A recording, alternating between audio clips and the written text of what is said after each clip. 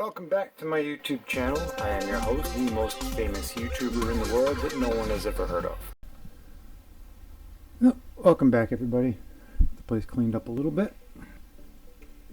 Now, what to do? It's been a while. It's been 10 years since the valves have been lubricated. I think that's long enough. Well, I think we'll start there.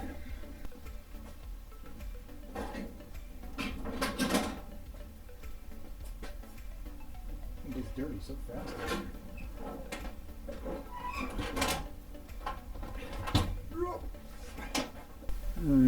I know it's not the best light, but the next thing we're going to do is take off this contraption.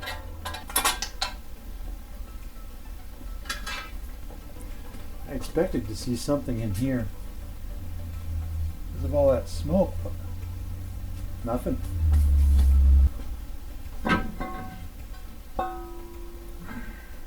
This is a 1928 Chevrolet head, and it does not oil itself. So what I want to do is try to crank it over and set the valve lash, make sure I'm still at the same lash I set it at, which is supposed to be done hot. It's supposed to be 6 thousandths for the intakes and 8 thousandths for the exhaust, but I set these all at 10 when I built it, and I do it cold, so I don't know, right or wrong. I'm still trying to figure out the answer on that. But we're going to check the valve lash, and then we're going to it's still pretty greasy in here, but we're gonna add some. That was dead on, which means it hasn't changed any. You know, I had grand plans here to recap all these. I just checked a couple of them, and I don't think I need to. I think this is just going to be a lubricate situation. I'm also of the opinion that if it ain't broke, don't fix it. And since I haven't had this going down the road in 10 years, yeah, I think I'm going to try and mitigate my losses here by not creating new problems. Now, read that or not, this is what I use to lubricate valves. It's turns to a gel. It's got Teflon in it. So this is what I used, and we have gone thousands and thousands of miles with this car. I'd been doing this about once a year when I was driving it.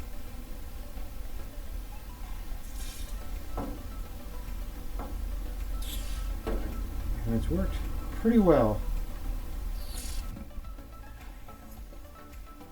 Fan belt's still on, that's a good sign. Let's do a little once over here. See if I'm missing anything.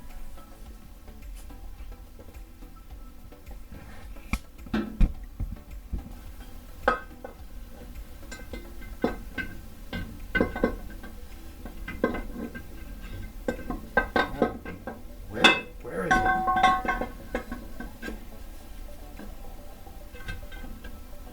Oh, grief. There we go. Ooh.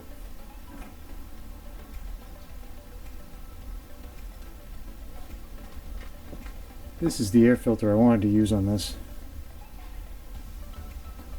It didn't run right when it was cold. But new carb, we'll try it again. I like the look of that better.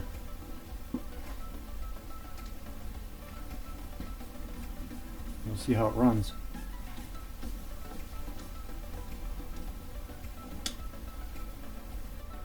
Granted, it is October, and it is chilly out. I put the fan going, the stove going.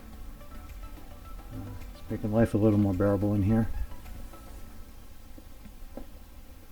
Still going to check the oil, which I have not done yet. tour of the car.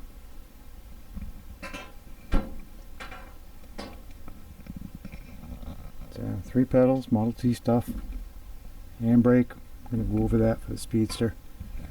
There was one in use. It's a Casey Warford. I've got some turn signals. If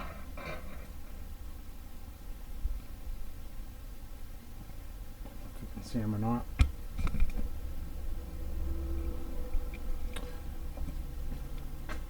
We got hazards if those are needed. Got horn button. Got choke. We got a headlight switch. We've got high and low beams, ignition, and speedometer's off a bicycle. Doesn't work anymore. A little light up there. Switch forward is in that pillar. Suicide doors on the back. Does anybody know what this tool's for? Let's take a look. It's got this on one end. This on the other end. It's about 2 feet long. If you know what it is, put it in the comments. See how savvy you guys are. This is a wood-framed car. It is in desperate need of paint. The doors are metal.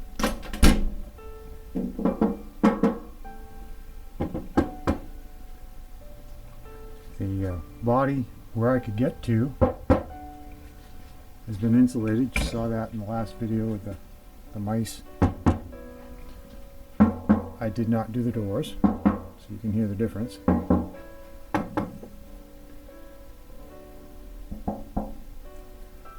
Headlights are off a Volkswagen, I think. On the engine bay, we've got a Bosch front plate distributor. We've got 009 that I modified to match the engine speeds of this this engine, which is about half what the Volkswagen spins. So we've got half the spring tension, so it advances faster at a lower RPM, and it's perfectly tuned to these engines. I've done it on many of the cars that I've built for other people, many of the engines, and it's worked out pretty well. I believe I advanced the timing gear a half a tooth, because that is huge difference in power. We got one mirror here, we got one on the inside, and that's it. When you drive these at night, you have to put down the shade in the back, because the headlights come and they bounce off that flat glass in the front, and you cannot see out to save your life. So that shade is there for that. We got a roof. Still pretty good looking roof, given the situation this has been in. All the doors open and close properly. I should probably, I'm going to squirt those too while we got the can out. This one's a little stiff. That's it. Canadian T. The car was restored in 1976 by a man named Bill Hunter. Bill Hunter, I think, was his name. He restored it right, he told me, right before the Centennial, or Bicentennial? Yeah, 76. Parade for his town. He finished it up right before it, like the night before. This has been on the Mainely T Tour twice.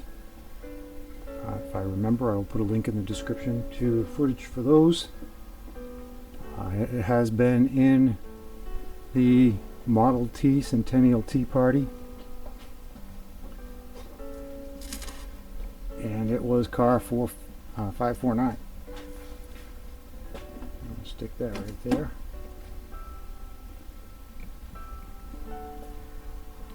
A bunch of people made up banners for my business. Made up these reflectors too. I like these because people.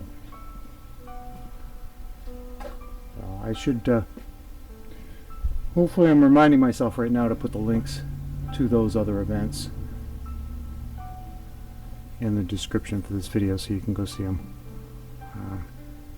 Don't know what that is. Something sticky. It is in desperate need of a paint job. That was like that when I got it.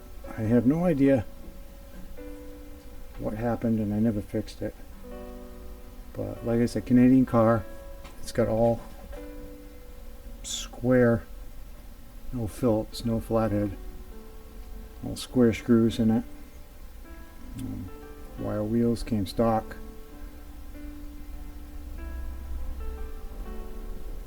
I drove this up a hill here in town, and apparently the engine transmission wasn't right. The pedal cams were worn out, and I blew the low drum in it. I brought it home, and I put this engine that I'd built this just to sell. The car sat right here, exactly that same spot, with that engine sitting on the floor, and me standing here scratching my head. Do I want to restore this engine, or do I want to just put this one in? So I put this one in, and yeah, it was the right thing to do. It's gotten me a lot of attention. It goes like a scalded cat when it's warmed up. It doesn't like to move when it's cold, but once it gets going. Probably asking what this bottle here is. That is an Ampco top oiler. I sold a bunch of them back in the day.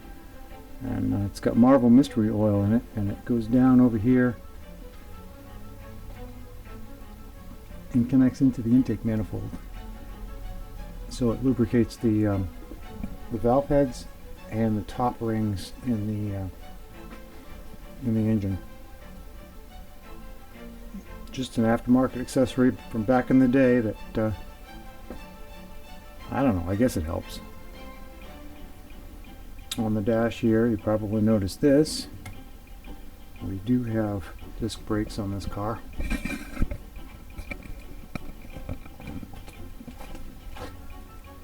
That is a kit that was made by a man named Bill Tharp. He invented them, I guess. He put the parts together and made a kit. And now they're known, I believe, as Sure Stop. I believe Texas T Parts bought the rights and the inventory from him, and then whoever bought Texas T Parts has now got the product. So Sure Stop. This thing stops like a Corvette.